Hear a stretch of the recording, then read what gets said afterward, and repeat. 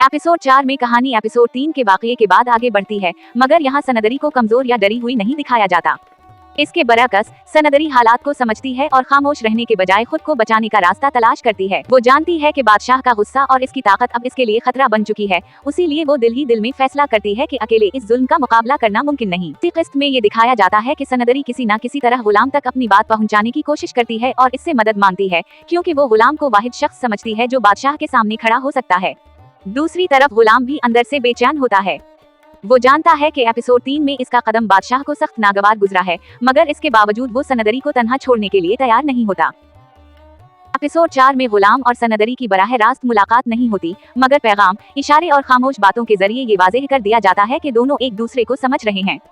गुलाम दिल ही दिल में ये फैसला करता है कि अब वो हर हुक्म आंख बंद करके नहीं मानेगा, खास तौर पर जब बात किसी की इज्जत और जान की हो।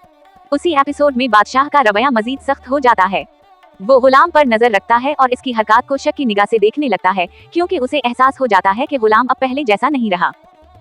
एपिसोड 4 का माहौल कशीदा मगर हकीकत के करीब रहता है, जहां कोई बड़ा एक्शन सीन नहीं होता, बल्कि कहानी किरदारों के फैसलों और बदलते हुए रायों से आगे बढ़ती है।